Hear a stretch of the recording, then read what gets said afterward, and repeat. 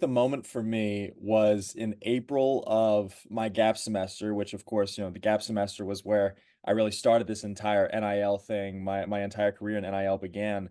The moment was in April of 2022. Began establishing myself in the NIL realm, really one of the first Division III athletes to make a lot of noise in the NIL ecosystem. And a lot of Division III athletes and similar smaller markets began reaching out to me like, hey, look, do you have any tips and tricks? Do you have any insider secrets? I'd love to get started on this. How in the world did you even, begin to do all of this? So that's when I kind of said to myself, okay, there is a clear gap in education between the higher ups like the Alabamas of the world, the USCs of the world, the Ohio States of the world, and schools like Amherst. And there's a lot more of us than there are of the Alabamas out there. So I kind of took it upon myself to be the change that I wanted to see in the world. Um, Noticing that similar to my situation at a school like Amherst, or we don't have a collective. We don't have these people who are throwing money at us to, transfer into Amherst or, sign on to Amherst. So I kind of said to myself, okay, well, given that there's a lot more of Division III athletes in the world, how can I begin to help these guys out? And how can I begin to help bridge that gap in education? And so that's really when I received that spark, and it wasn't for another couple months that the Make Your Own Legacy Academy was founded in August. But I'd say it was definitely around that time in April where people began reaching out to me, asking for help, asking for guidance, asking for me to just be a source of education for them that they don't have on campus themselves. And as far as that pushback goes, I was very fortunate to have two lawyers as parents. So they were very supportive of my entrepreneurial endeavors, given that they've had their own fair share in their careers. But I think the proof's in the pudding. I mean, you see all of these other athletes out there who might not be making millions of dollars. I know I'm not making millions of dollars, but I'm setting myself up for a fruitful career. Had it not been for NIL, I wouldn't be sitting in front of you here today. I wouldn't have the Make Your Own Legacy Academy. I probably wouldn't even have an interest in the realm of sports marketing or in the realm of sports in general. What's the worst that can happen? It fails. Okay, you fail almost every single day. You get told you get told no almost every single day. So I think it's all about getting experience. It's all about, just living your life. And if you want something, you've got to go get it. You got to be proactive. That's one of my biggest pieces of advice. Be proactive, be your own advocate. And so for everyone out there whose parents are sort of telling them no, maybe dissuading them from getting involved in NIL, tell them the worst that can happen is you don't get any partnerships. And so that's just a piece of advice I'd give to those athletes out there. I've seen a lot of people get involved with like you said, youth camps. A lot of people want to give back to their community, and one of the ways they can do that is through youth camps. A lot of these football players come back to the city in which they were raised, and they begin engaging in these give back opportunities like these sports camps, like these, handing out school supplies, handing out, Thanksgiving, handing out turkeys and things along those lines. So you don't necessarily have to be an influencer. You don't have to have millions of followers to have an impact on your community. Obviously, brands are going to want to gravitate more towards the people with thousands of followers and that are making posts every single day and they're generating and churning out all this content. But I think what has a greater impact on your community is finding ways in which you can really return to the place that has made you into what you are today, and giving back via these youth football camps or school supplies or things along those lines. I think those are fantastic opportunities. I'm currently trying to find ways in which I can do that myself, but I think the sort of charitable acts that you don't necessarily always have to make posts about, maybe moving in silence is sometimes the better thing to do. Well, it's a little difficult coming from my situation. I mean, obviously, you said somebody who's engineering and who's not necessarily majoring in marketing or things along those lines. I'm an English and Native American Studies major. Things that I do day to day have absolutely nothing to do with, marketing, social media, things along those lines. So it was really difficult for me getting into it, seeing this sort of niche that I could find for myself. How in the world would I even begin getting into it? I can't say that there were a lot of places on campus at Amherst. It's not a knock on Amherst, but unfortunately, that's just not what we're investing our resources in at the moment. But I'd say off campus is where I found more things that are available to me. And, I'm only there at Amherst for 4 years, but it's sort of the 40-year plan, finding ways in which I can use my time at Amherst as an advantageous sort of stepping stone into the career that I want to get into. But I'd say reaching out to, like-minded individuals, maybe reaching out to people who are sort of in the space that you want to get into is definitely one of the top pieces that I prioritized. Surrounding myself with people that are in the realms that I want to get into. Sports marketing, entrepreneurs, executives, CEOs that I still talk to almost every single day, that I have conversations with, that I bounce business ideas off of.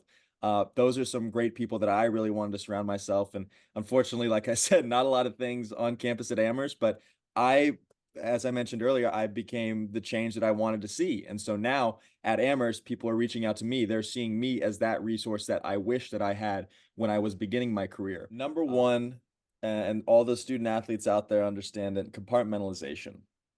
Now you might be thinking like, well, I'm a student athlete already. Like I really balance my time pretty well already. Once you become a student athlete entrepreneur, it's an entirely different animal. I recall at the height of my involvement, I could tell you balancing all three phases of my life efficiently was something that I had to begin to understand. I had been balancing the student, I'd been balancing the athlete for almost, 10 years. But once that third aspect was really introduced, I had to completely rework everything. Like I recall my typical day would consist of, wake up, go to class, office hours, homework, practice, stretching, everything along those lines. But now once you introduce the entrepreneur aspect of it, you've got to begin thinking like, okay, whatever free time I have is now going to be dedicated towards running a business, getting on calls, things along those lines. And so it is sort of like a reciprocal relationship within it. Maybe if the homework I don't take care of, that could affect my performance on the field because my mind's going to be elsewhere. It's going to be thinking like, okay, well, I didn't get this done. I've got to write this paper. So if I don't take care of that, it could directly impact my performance on the field.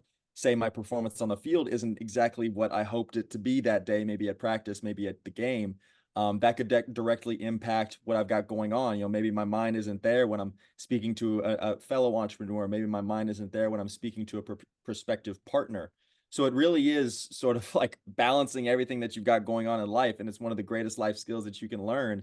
Sort of having all these things on your plate and allocating a proper amount of time for each of these things.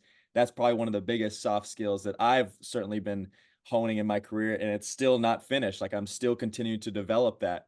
You're never really going to be a finished product when you're an entrepreneur. You're just continuing to evolve and continuing to develop these type of things that's necessary if you want to be successful. And I think on top of that, I spoke about it earlier, but being proactive and being your own advocate is another soft skill that many people don't think about, but I think is extremely important. I don't go to the University of Alabama. I'm not a 50 reception, 1,000 yard, 10 touchdown type of guy, nor do I have 100,000 followers on Instagram.